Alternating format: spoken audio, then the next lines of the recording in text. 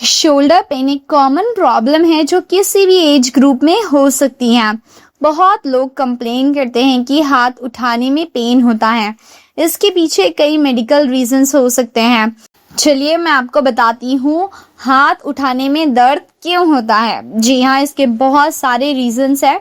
सबसे पहले rotator cuff injury. Shoulder joint के आसपास मसल्स और टेंडन्स का एक ग्रुप होता है जिसे रोटेटर कफ कहते हैं।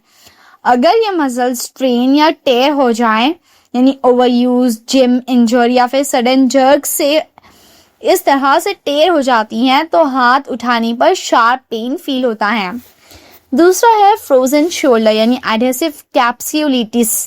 जी हाँ, इस कंडीशन में शोल्डर जॉइंट स्टिफ हो जाता है, धीरे धीरे मूवमेंट कम हो जाता है और हाथ उठाने या फिर पीछे ले जाने में काफी दर्द होता है।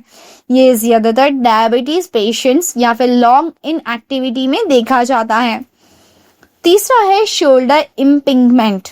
जब शोल्डर के अंदर टेंडन्स और बोन्स के बीच प्रेशर पड़ता है तो इन्फ्लेमेशन हो जाता है। इस कंडीशन में स्पेशली हाथ ऊपर उठाते वक्त पेन ज्यादा होता है। नेक्स्ट है टेंडिनाइटिस या बर्सिटिस। जी हाँ, टेंडन्स में सूजन यानी टेंडिनाइटिस या फिर फ्लूइड सैक में स्वेलिंग भी पेन का रीजन बन सकता है।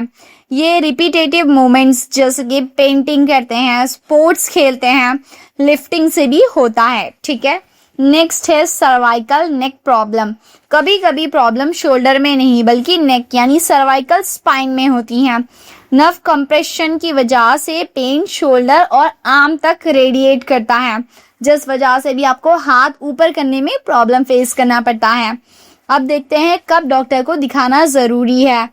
पेन 1 से 2 वीक से ज्यादा रहे, हाथ बिल्कुल उठाने में दिक्कत हो, वीकनेस या फिर नमनेस फील हो, इंजरी के बाद सिवियर पेन हो तो आपको डॉक्टर को दिखाना ज़रूरी है। अब मैं आपको कुछ बेसिक केयर टिप्स बताऊंगी, जैसे आप रेस्ट लीजिए और हैवी लिफ्टिंग अवॉइड करें। आइस पैक 10 से 15 मिनट यूज़ करें दिन में 2 से 3 बार। लाइट शोल्डर एक्सरसाइजेस डॉक्टर की एडवाइस से करें। पेन किलर सिर्फ डॉक्टर के गाइडेंस में लें। दोस्तों, शोल्डर पेन को इग्नोर करना सही नहीं है। अर्ली डायग्नोसिस से ट्रीटमेंट ईजी हो जाता है और सर्जरी तक बात नहीं पहुंचती। अगर आपको रेगुलरली हाथ उठाने में दर्द हो रहा है तो एक ऑर्थोपेडिक स्पेशलिस्ट से कंसल्ट करना बेस्ट रहेगा।